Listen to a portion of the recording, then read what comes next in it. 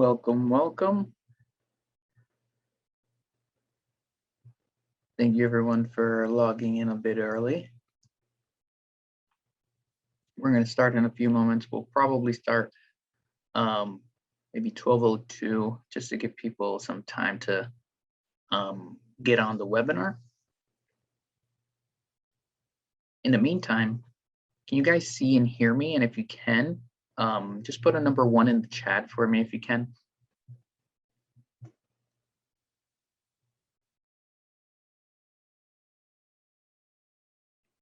Awesome. Awesome. Thank you, Michelle and Tracy. Thank you, Stacy. Thank you. Thank you, Durrell.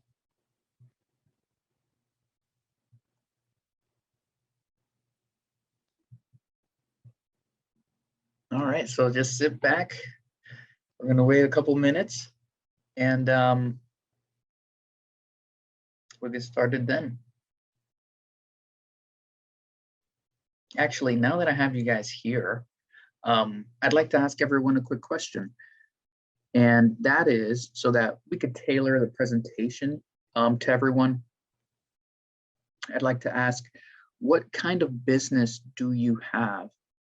Not only will this help us direct some of the content of the presentation for your business, but you never know where you're going to meet your next business partner.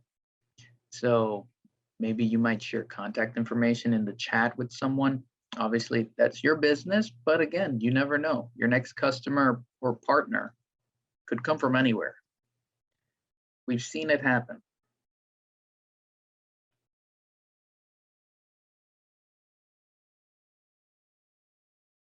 Awesome. So I see call center,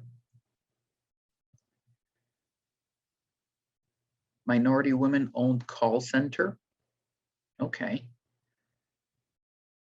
Juanita and Stacy, do you work together? Because that is a huge coincidence to have two. Oh, okay. That would have been such a coincidence to have two people that own call center businesses on one webinar.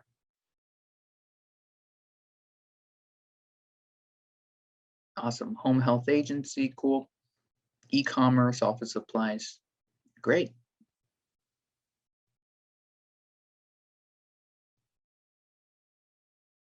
I've been speaking to a lot of businesses that are going into e-commerce, and if you ever need assistance, we have some resources for that too. We have some events and things like that that could help.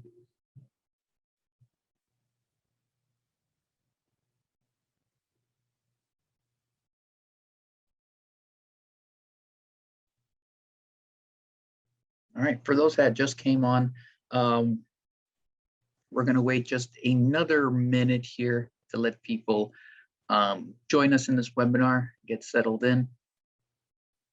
In the meantime, go ahead and drop into the chat what kind of business do you have, so we can tailor some of the content of today's presentation to your business, and so you guys can network a little bit in the chat.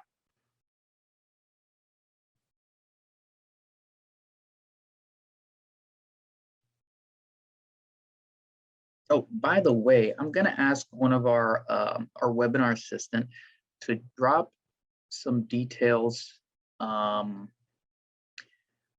our event. I believe it's sometime in October. It's only for bankers, CPAs. So if you're a banker, CPA, our webinar assistant is going to clarify who can attend and register for that event, but it's our first in-person event in a long time. I'm excited for it. I will probably go. So if you're a banker, CPA, or something like that, we're going to drop the details into the chat. So it's 12:02. I'm going to stop rambling on and get started.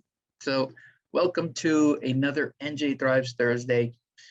We host this every Thursday at 12 p.m. It's a weekly webinar series for New Jersey small business owners.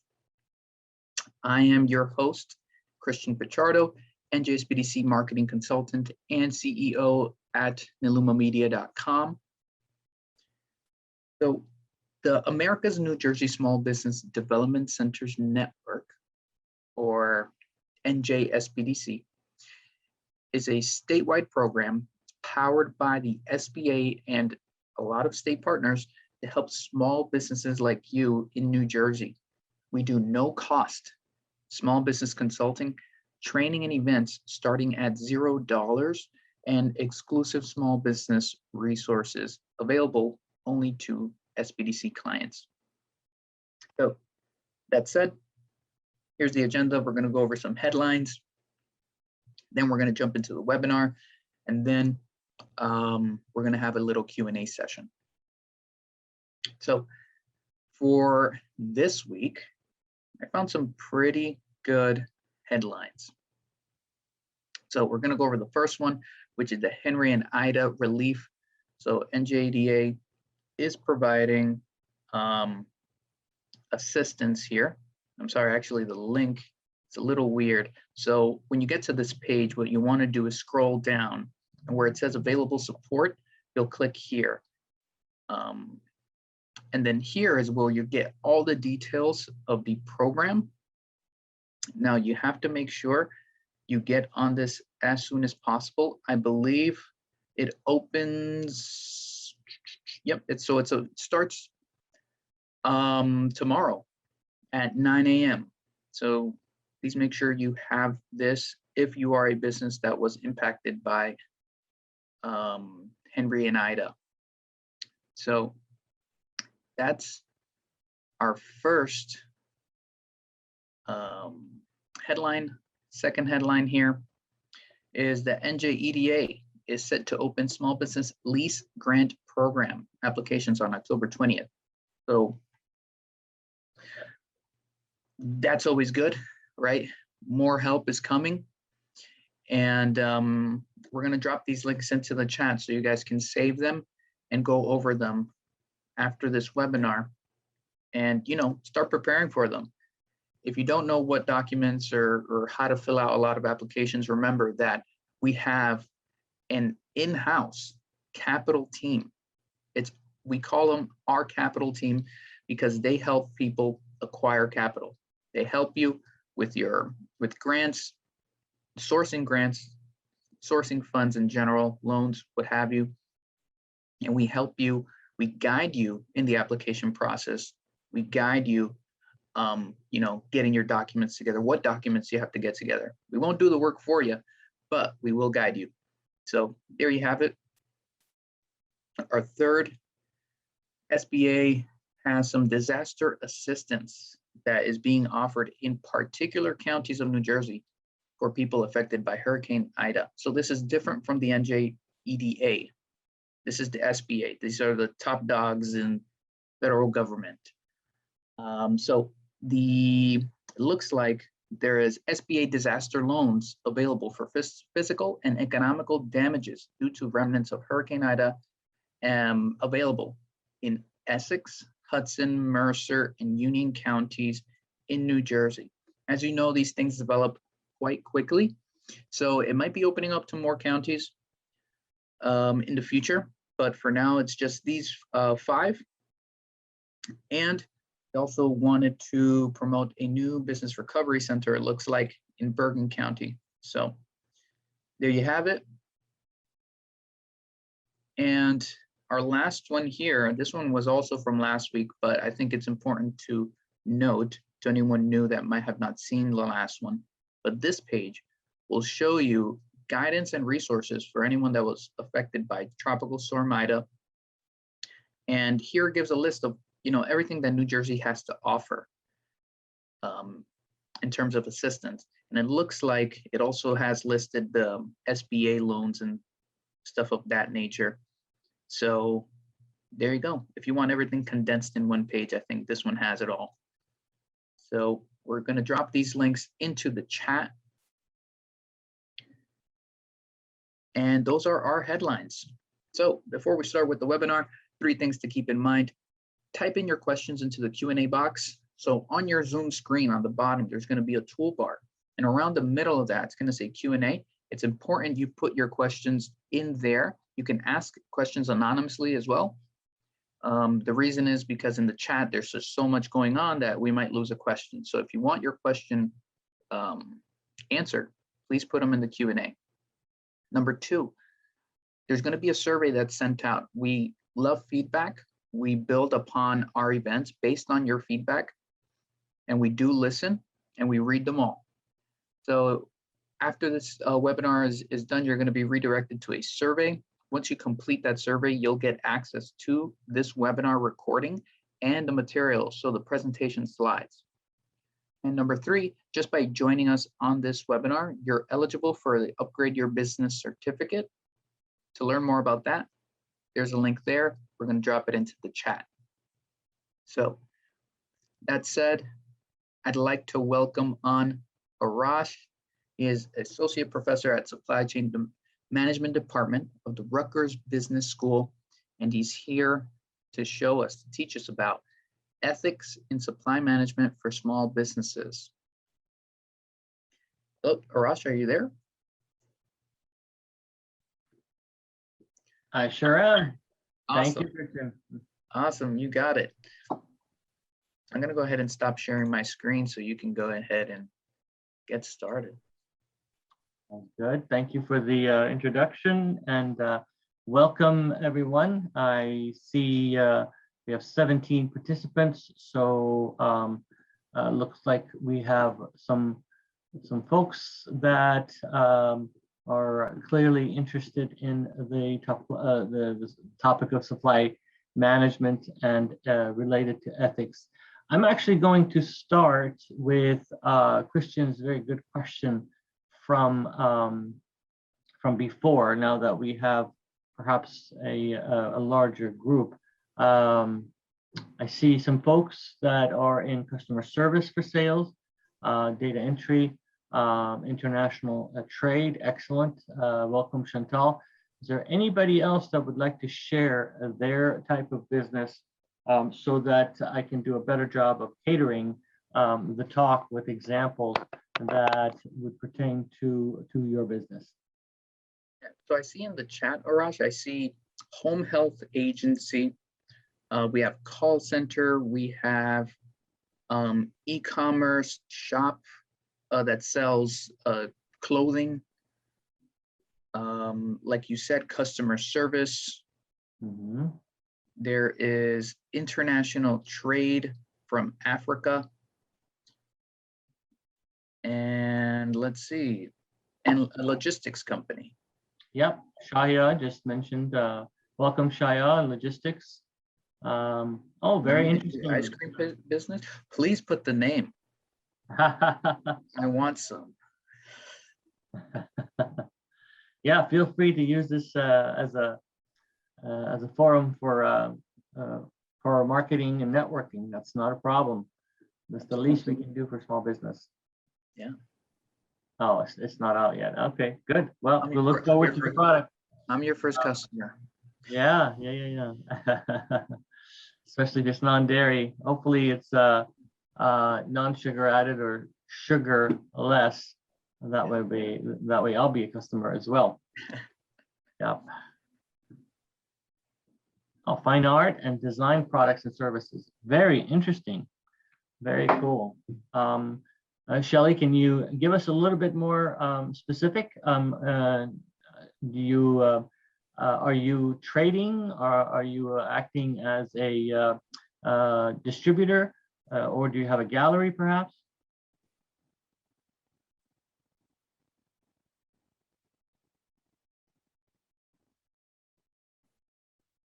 Online. Okay, great. Very cool. Very cool. Yeah, Shelley, how are you? She's actually one of my clients. So yeah, she does sell her fine art online. Very cool. Yeah. Very cool. Well, good. Well, I hope much of what I talk about today pertains. We do have an eclectic group of businesses, and so please understand that what I share with you is the general aspects of ethics, what we certainly need to be aware of And but the session is really meant for you. And with your permission, I'm going to share as much of the screen as I can, but it helps to have the side slides open as well, just in case we need to go back and forth a little bit. So I hope that's okay. If not, let me know and I'll be happy to put it in full screen mode. Now, when I do this, somehow, let me see if I can, okay, there it is. There's the chat. So now I can see the chat as well. And Christian, I'm sure you'll help me if I miss a question or any comment. Thank you. The format of the presentation, my style is very much interactive. I don't really like to do monologues. Most of my classes, you know, and speaking arrangements are such that the audience gets involved. So please understand the slides are just simply meant to be pretty much just a straw man starting argument discussion. So at any time you have questions and you like to take the conversation in a direction that is pertinent to your business, you're welcome to do so. Just again, throw your question in the chat box and we'll take it from there. Okay, so what are we going to be talking about today as far as ethics and supply management? I'll give you a bit more background about myself, not very much, and then we're actually going to do a little interactive exercise about what we know about the backgrounds of what ethics are. We're going to dive next into what ethics is related to purchasing, and specifically, I'll talk about sharp practices, which has a negative connotation, rightfully so. You may be coming across it as a supplier or as a customer, something to be aware of. And then we're going to do a couple of cases in supply management ethics just to get our hands, get warmed up, so to speak, and know what to expect. Okay, so who am I? I'm in the supply chain management department. I'm an associate professor. I run a research laboratory on supply chain disruptions. And of course, have been pretty busy with COVID and related matters, and which also has had implications related to the regarding the ethics of purchasing. And so I talk about business continuity and supply chain disruptions. I teach a course in procurement, which is essentially you know, ethics and legal aspects of purchasing is a key aspect of the class. I get to talk about that as well. One thing that's not mentioned there is that I worked in the industry before for small business and also Fortune 500, Quick Roads, Nestle, before coming back to academia. And of course, I have some publications, quite a number of them in top supply chain management journals. And my favorite part of what I do is that I'm a board member of a non-governmental organization called Safe America Foundation. And we are continually working on safety and preparedness against disasters. Right now, we're very much focused on how to make sure folks are prepared for not only being vaccinated, but how to manage their daily affairs should there be one of their family members in the house that is affected by COVID, quarantining, etc. So it's a little background on myself. So now we're going to dive into the topic at hand, which is ethics in purchasing. Right? Okay, so let's start here. Hopefully you have your keyboard handy, and let's see how much we, the audience or the gathering here notes differences between ethics and morals and rules. So how are ethics different than morals? Feel free to drop in your assessment. You don't have to be right. This is just basically a baseline understanding of how much nuance we have in this regard. Are ethics and morals the same? Are they different? How are they different?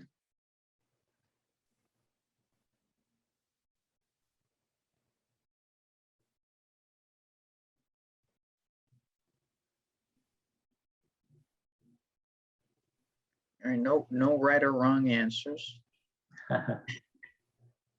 Not all at once either. That's okay. I threw a shocker at the class here, right? It's all right.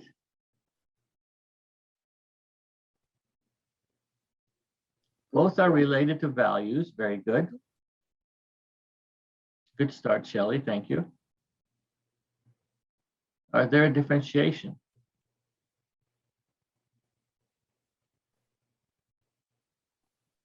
Ethics tend to be principles, okay?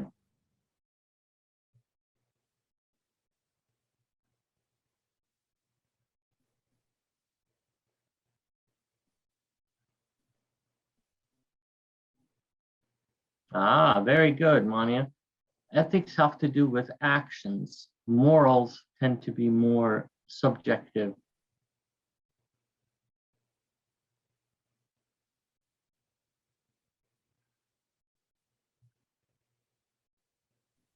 Good. What I can tell you right now, before I put the big slide up, is that ethics tend to be more socially oriented. Morals tend to be more individually oriented. Our own morals, individual morals.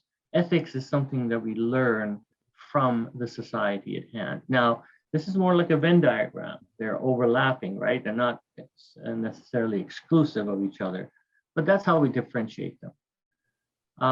Ethics are also different than values, right? I may value money, right? But my ethical standards would dictate that I don't necessarily make money that is not fair or just, right? Off of, let's say that I have a small medical practice and I know that I don't have to see a patient every 2 months. I can actually see him or her every 4 months, right? My values are that I need to be profitable, but my ethical concerns are that this patient should be fine without having to be seen so often, right? Very good. Morals are what you believe in. Ethics is how you behave.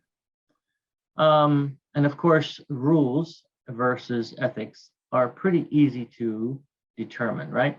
Let's try this one. How do we differentiate between ethics and rules?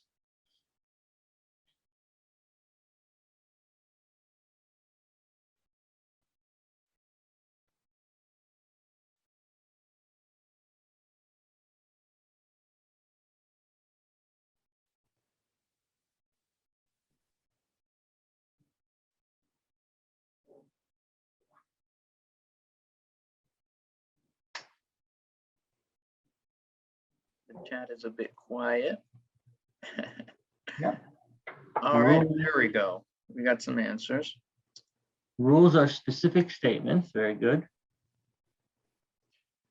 Durrell also says ethics are regulated by yourself. Rules are by outside forces. Very good. Right.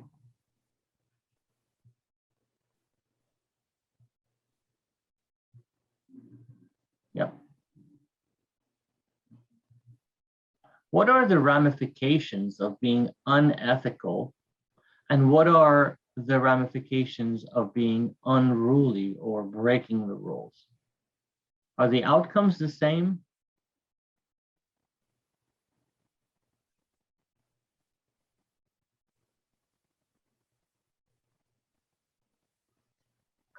Can be the same. Yeah, maybe. I'm thinking if you break the rules, depending on the situation, you might get arrested. But if you're unethical, I mean, the consequence could be, maybe not as bad. Yeah, subject to evaluation, right? Right. Rules are specific, right? If I go 10 miles or 15 miles above the speed limit, there are specific rules that say this is the fine that you have to pay. But if I'm unethical with regards to the same example, right? Or let's say that I'm a bookseller and I overcharge for a particular book simply because it's on short order, right? Perhaps it's unethical. People are going to be talking about it. Oh, that bookseller is not being fair with his or her customers, but it's unlikely that the cops are going to show up and lock the door to the business, right? So ethics are evaluated by society at large. Rules are evaluated by some kind of an agency or government or some person in charge that's enforceable, right? Yes, so the rule, very good, Shelley. Rules are imposed on us. Ethics are internal and simply subjective. All right, so let's get to what, thank you for playing with me. Sorry, I hope that wasn't too painful, but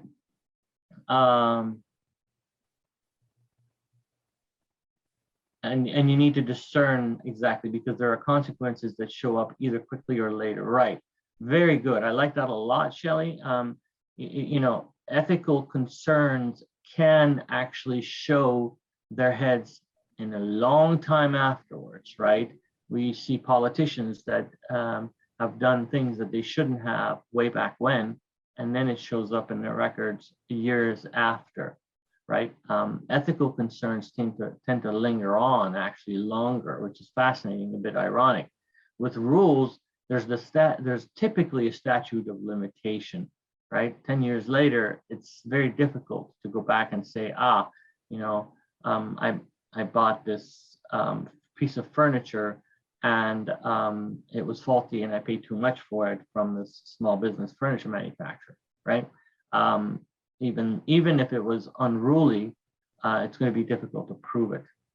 But you can certainly write something up as an unethical, for them to be as an unethical business, or share that with your friends, and that's still valid. So let's go through this. Ethics lean toward decisions based on individual character and the more subjective understanding of right and wrong by everyone, by the individual. Morals, on the other hand, emphasize the widely shared common communal or social norms about right and wrong, right? So we really learn the morals from school, from the office, from the community. The ethics tend to be more from ourselves and perhaps our immediate family, right? It's very difficult to change someone's ethical behavior, right? But the morals can be adjusted. Why do I share that? Because as a small business, you have employees, you have supply managers, perhaps you're a supply manager, right? That's what we want to make sure of is, you know, someone that thinks something is unethical is going to believe that's unethical, no matter what you say, right? But morals might be a bit more, and then values is something that organizations typically try to, I don't want to say impose, but highlight. These are principles and ideals which help in making judgment of what is more important, right? So there's company values. Typically, we talk about company values. We don't necessarily talk about corporate morals, right? You don't hear the term corporate morals, right? But we do hear corporate values. And then, of course, the easy one out, right, is the bottom one. Rules and laws. They typically consist of regulations, right? And there's books and books and books, and that's how people become lawyers, is that they read the books and keep up on the changes. But ethics comprise of guidelines and principles on how to live and behave. Okay, so how does this relate to purchasing? It has a lot to do with purchasing, because purchasing and supply management, and you as small business, part of your job is being a supply manager, managing your suppliers. You have a duty, a fiduciary duty, to make sure that you're being ethical to the suppliers and to your own organization as well, because of spending the money. Anytime we're spending money, there is a responsibility associated. So what are some ethical practices for professionals in purchasing? Obviously, we want to make sure that anything that's perceived or considered or seen as being corrupt is, we refrain from it, right? My rule of thumb for that is newspaper headline, right? if anything that you do, right, you see it on a newspaper headline and you think, oh, gee, I don't necessarily like that, then it's probably not the right thing to do. You know, a second test, more of a levity is, would you tell your grandmother about it, right? Right. Hey, I bought this, container full of, let's say, silk fabric for a new fashion design that I'm doing, and I got it from a company that gave it to me really, really cheap. Now, it could have been that they got the material somehow from a company that was being unethical by using child labor, but I don't really want to know about that, right? So if you share that information with your grandmother, you feel comfortable sharing that with your typical reasonable grandmother, you're like, oh, gee, maybe I shouldn't do that in the first place so that I'm not in trouble morally or ethically. We want to carry business practices that conform to ethical standards. Ethical standards typically are provided by a purchasing or a professional group, in this case, ISM, which I'll share with you in just a second. Laws, departmental policies, and organizational policies goes without saying, right? So, and here, ignorance is not a bliss, unfortunately. I wish it was, but we need to be aware. Now, how does this relate to small business? You say, well, I have my own business. I make my own department policies and organization policies. Aha, but ultimately we have customers, right? And those customers also have policies and procedures. And of course, you have to abide by certain laws and industry practices. So being familiar with those can be a daunting task, but nevertheless, we are responsible for it.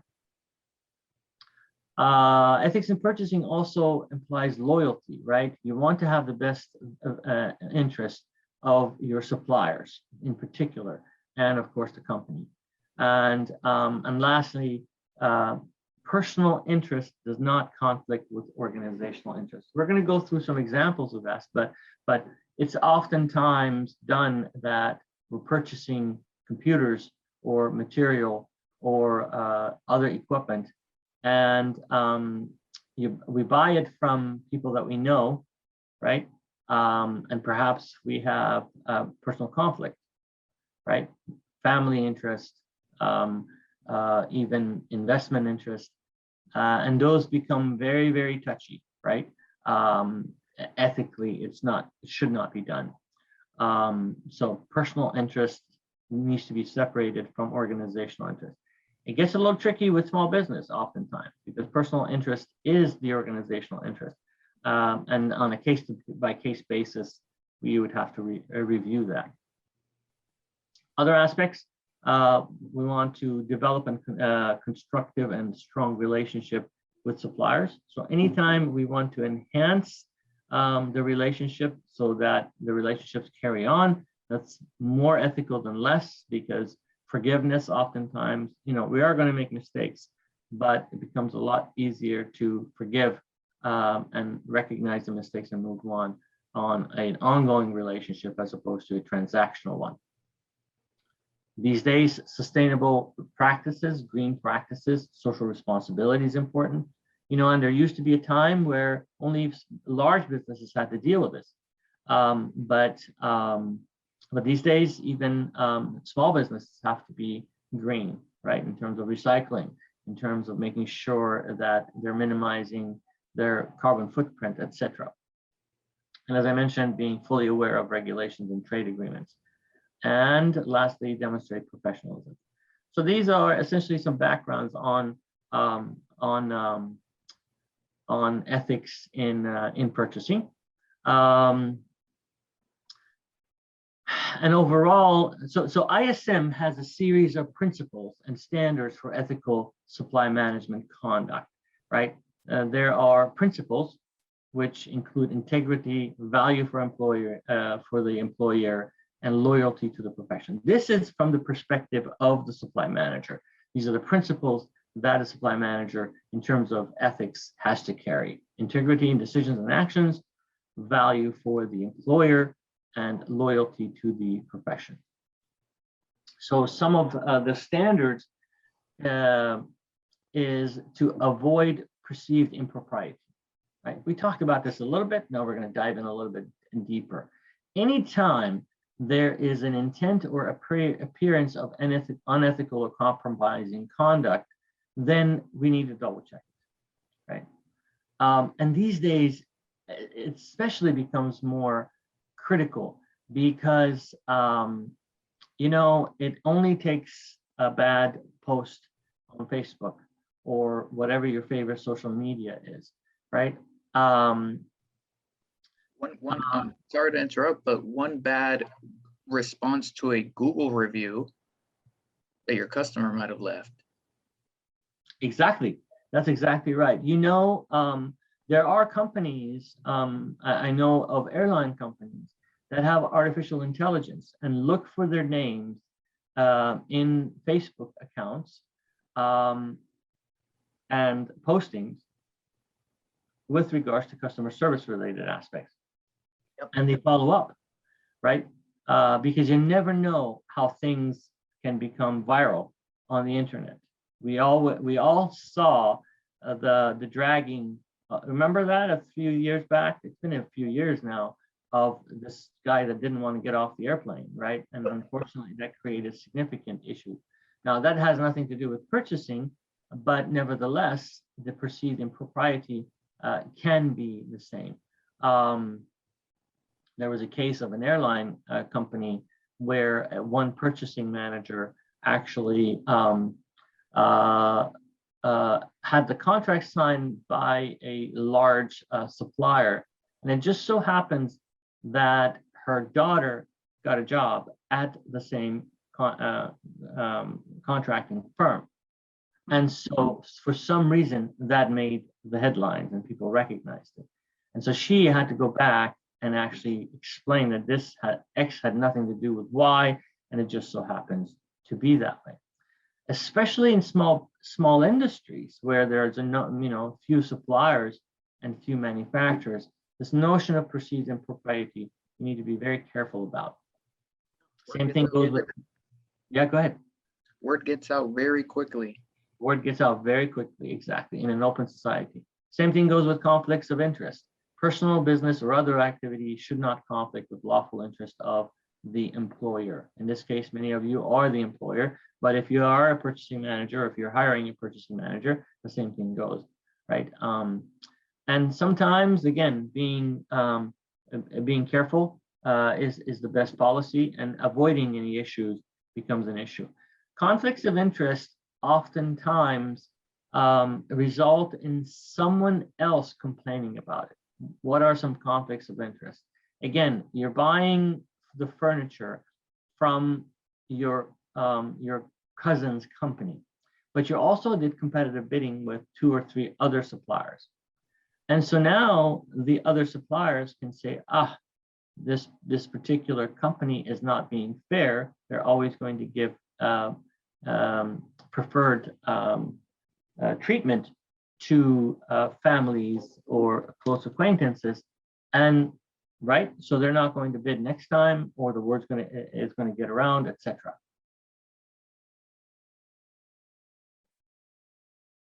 Yes, very good, Shelley, and thank you for focusing on the solution to many of these, because they do happen. Oftentimes, the good news about this generation is most of us are pretty forgiving, right? We call it the service paradox. This is not part of the discussion here, but because Shelley brought it up, I'll mention it. There's a concept called service paradox, right? And oftentimes, if something bad happens, you can actually not only change the perspective of the customer, but if you do a good job of fixing it, they actually have a more positive perspective. I was flying with my daughter on Virgin. This was quite a number of years back, and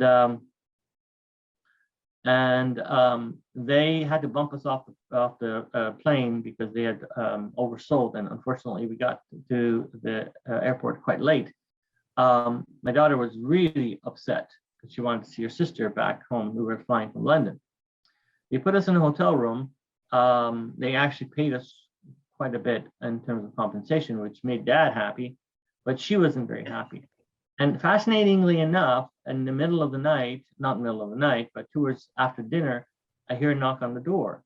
And there's a special gift package with a teddy bear and a whole bunch of other stuff for my 7-year-old daughter that showed up. And she was so happy to see that, right? So the overall experience made it so that we didn't think of Virgin Airlines as this, uncaring. They actually were able to turn the table around, so to speak. And so, I don't know if that's the only airline or the only time that they've done that, but again, you can turn it around, and most customers can be forgiving, especially for small business. What else?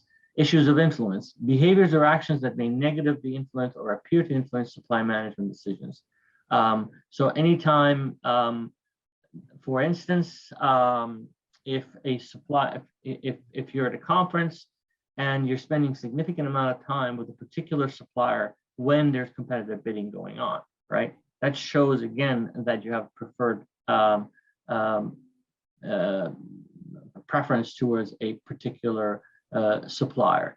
Or if, for instance, you emphasize a particular aspect of a feature that only certain supplier has, right?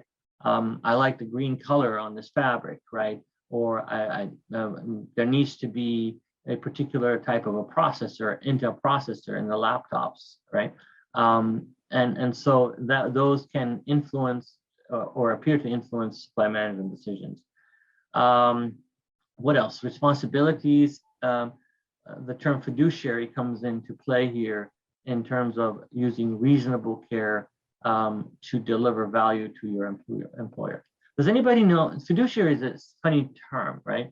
And almost some of us know what it means. Some of us presume we know what it means. What does fiduciary mean? A fiduciary responsibility. Can anybody explain that?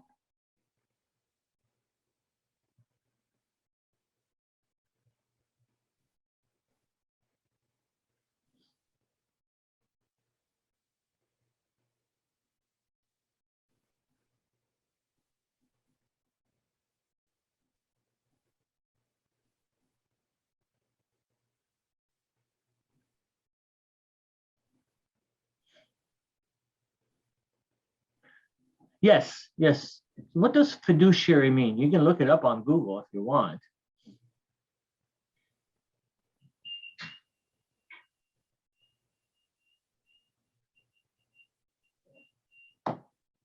We have an answer here where it says it's the relationship between two parties. Okay, good start. In the interest of time, I'll mention it and you can look it up. Fiduciary responsibility means that the other party has put their trust in you. And so your relationship with them goes beyond just a business relationship, right? Your financial consultant, financial advisor has a fiduciary responsibility, right? Myself as a professor have a fiduciary responsibility to my students to have their best interest in mind, right? And you can actually be called to the carpet for that. Did you make sure that you did everything that's necessary for the best interest of that particular client or that particular customer? Yes, exactly. Webster's definition is a trustee. You're trusting them. So you see, when the reason why that's important is because it's not a transaction. You're not just an agent, right? An agent is really just, the guy across the cashiers that's taking your money, let's say, and giving you the hot dog at 7-Eleven, right? A fiduciary responsibility is the exact opposite of that. Yes, you're getting, service, a fee for your service as a doctor, but your fiduciary responsibility is to make sure the health of the individual is first and foremost. In the interest of time, let me move on. We talked about sustainability and social responsibility. keeping confidential and proprietary information. And this is one of the sticky parts, right? Oftentimes we share information that is proprietary to one supplier, and it could be that it's leveraged to other suppliers, and that's not necessarily good ethical practice. And the notion of reciprocity, quid pro quo, improper reciprocal agreements, right? Hey, I will give you a discount on my items if you make sure that you purchase other items from a close acquaintance or sister company of ours, type of a thing. So that reciprocity is one of the other aspects. Professional competence and applicable laws and regulations we talked about. Okay, so let's talk about sharp practices very quickly. Sharp practices are shunned upon, and these are actions that push the boundaries of rules and standards. These are sneaky, cunning, and misleading behavior that is technically okay, right? But borders on being unethical. Okay, so what are some examples of that? Like I mentioned, sharing information on competitive quotations. We get 3 quotations, right? And you see that a particular furniture designer is using a particular software, right? That tends to bring the price down, right? And now you take that information and you share it with the other supplier that you really like, say, hey, listen, look at this, they're using this particular software. Is it illegal? No. Is it unethical? You decide, but we consider that as sharp practices. Bullying tactics, right? You say, well, gee, take it or leave it, right? This is my last offer, even though you know that it's going to really hurt the supplier because they are bound. And this goes back to number 6 here, taking unfair advantage of a weak supplier. Financially, if you know she's in trouble because her other customers are not providing, or his business is in short order because of COVID and not having very many customers coming to the restaurant, and so you essentially use bullying tactics for that. Those are what we call sharp practices. Why is that important these days more than ever? It's simply because again, it's becoming a smaller world, like Christian was saying, word gets around. And number 2 is that we are actually reliant on the same suppliers over and over again. Sustainable businesses come back, and actually in a year's time, you're going to be knocking on the same door to the same supplier again. And of course, the reputation carries on. Let me talk about red herring, exaggerating issues. Red herring is essentially saying, well, I saw your last order of let's say window blinds that you provided to us, but unfortunately, some of the strings on the window blinds seem to be shredded. You're making a big deal out of something very small that could have been rectified had you talked with them, exaggerating the issues, right, in order to get a better deal. Just simply being unreasonable about matters. Limited authority is a question. Yeah. I have a quick question. Sorry for interrupting. Yeah, sure. On these sharp practices, where do you draw the line between where something is a negotiating tactic and a sharp practice? Right. Yes. So a negotiate, you almost have to be your own judge and jury, right? If you are using it as a negotiation tactic to get a fair deal, then kudos to you.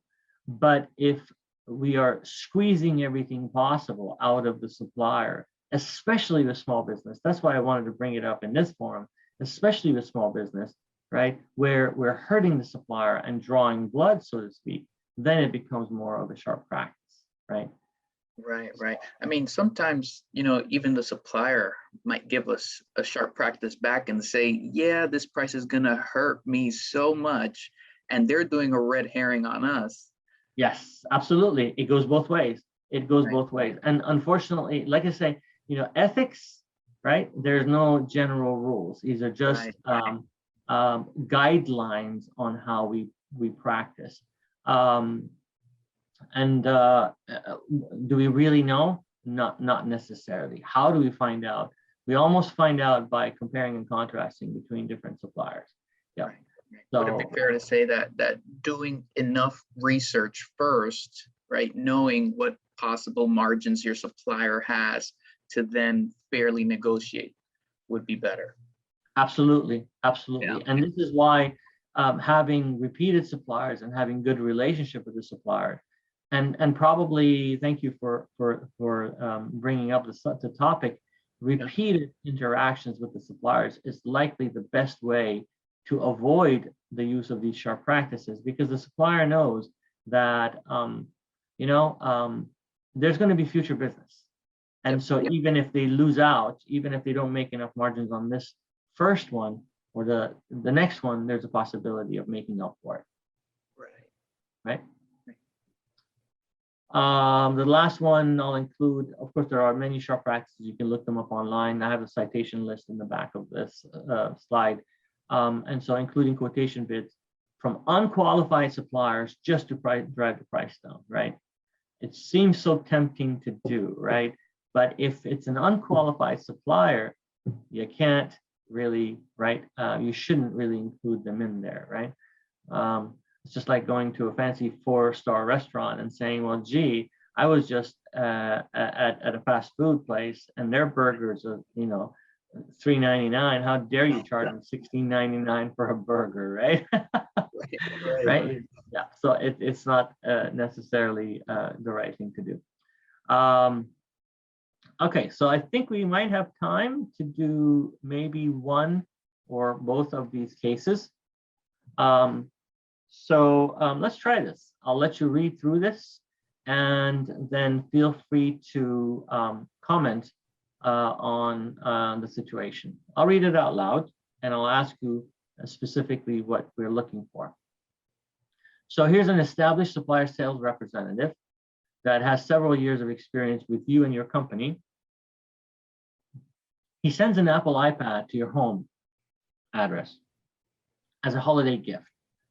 You've relied on this supplier for a while and would rather not deal with any issues that jeopardize the relationship. So you don't know if you should return the iPad or not, even though technically there shouldn't be any gifts given, especially from suppliers.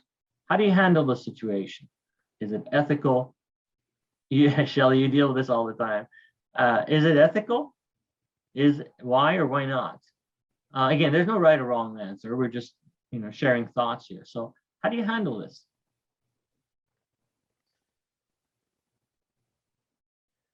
I'm gonna let people put their comments, but this is actually kind of, I don't know, it'd be difficult for me to choose, because are you a relationship with this person, or is it a tactic? If it's a tactic, then it borders on, for me at least, ethical. Okay. Daryl says it's definitely, if it's no gifts are allowed.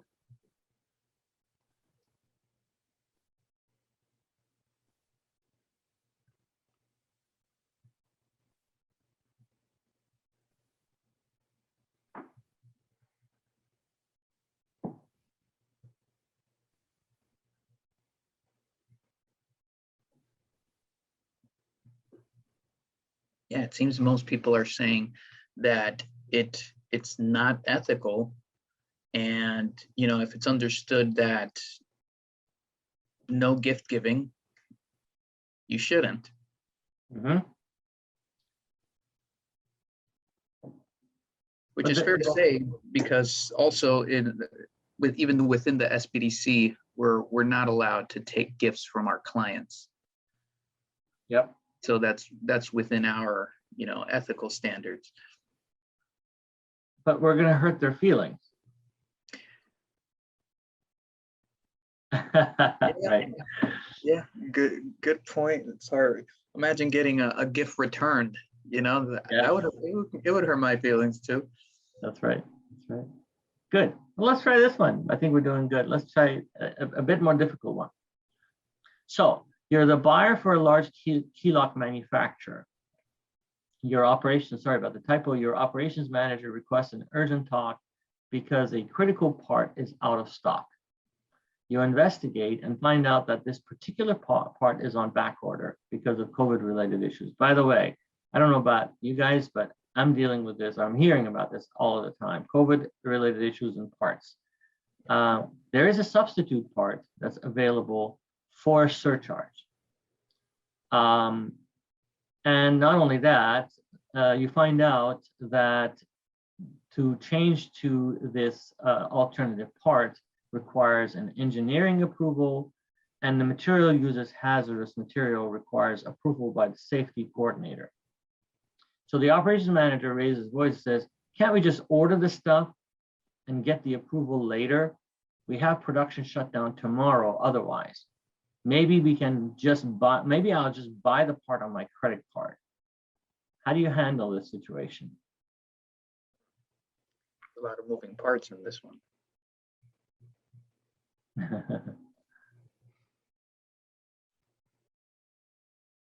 The operations manager just wants to get his line running, right? Yeah, yeah.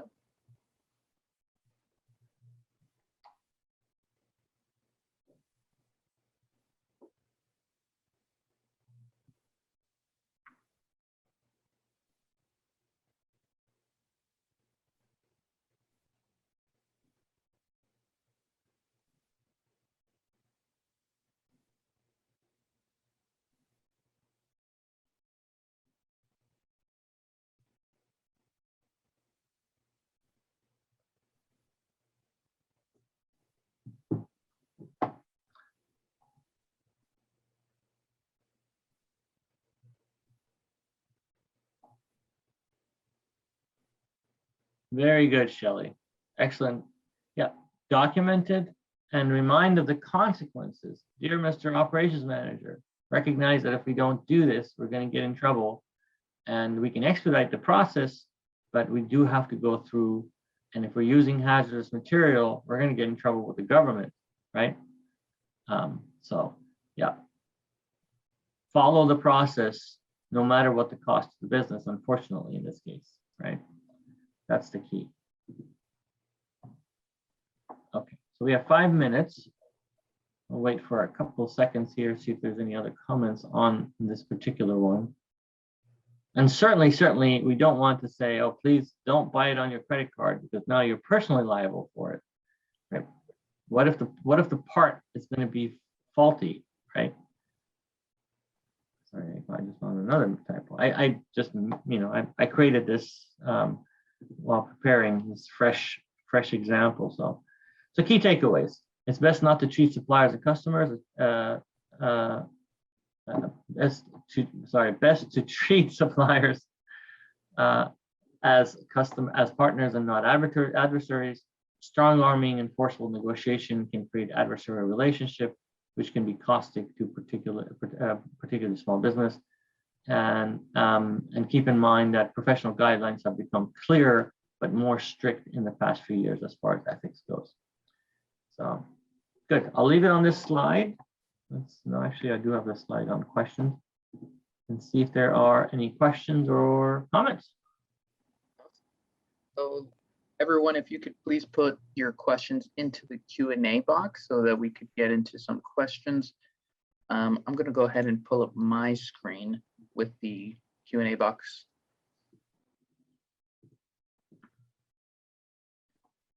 Great. All right, let's see. Thank you. Sure.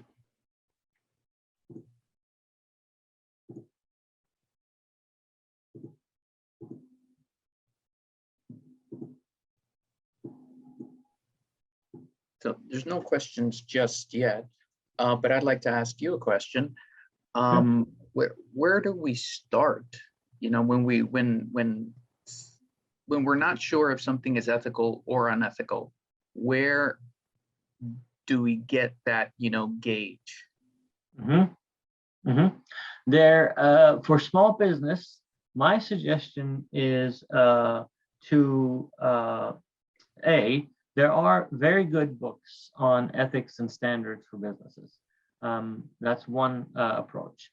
Most small businesses also have colleagues, friends, associations can be helpful. Institute for Supply Management is one where you can reach out to them and ask for assistance, and they will provide so. Oftentimes, like Shelley was saying, I deal with this all of the time. Oftentimes, just running it by some other reasonable professional would give us a good sense. Again, because there are no rules associated, it's not as if we're going to break the law. If it is a legal matter, then you want to talk with a counsel, right? You want to talk with a lawyer.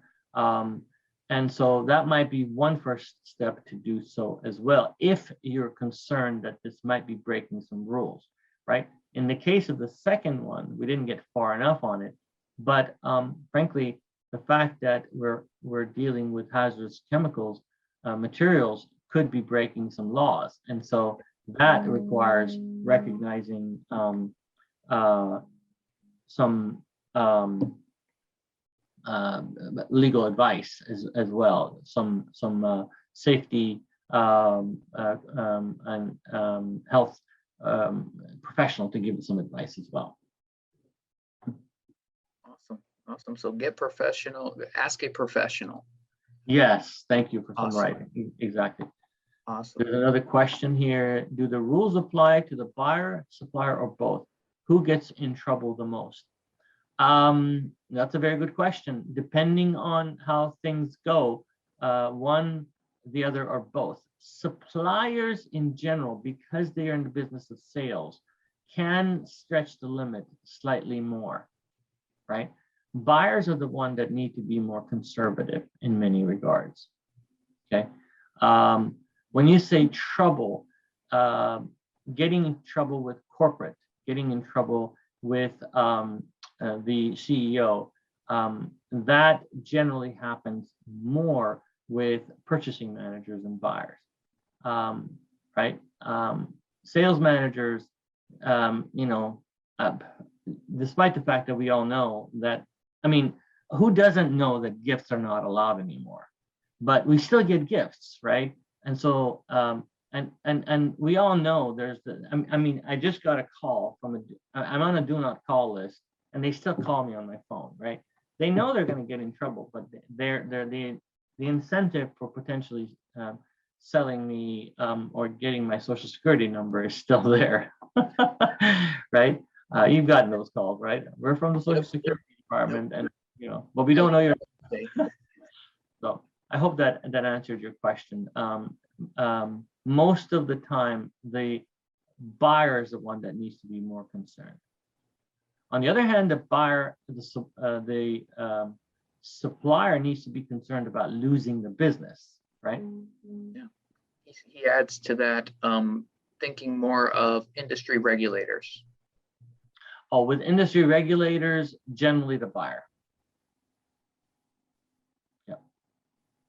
But that's subjective. Those I work with suppliers more. I work with buyers more. I'm sorry. So I see that more. So perhaps I'm biased in that regard. I don't work necessarily with the marketing department, and I couldn't really tell you how often sales and marketing get in trouble as much.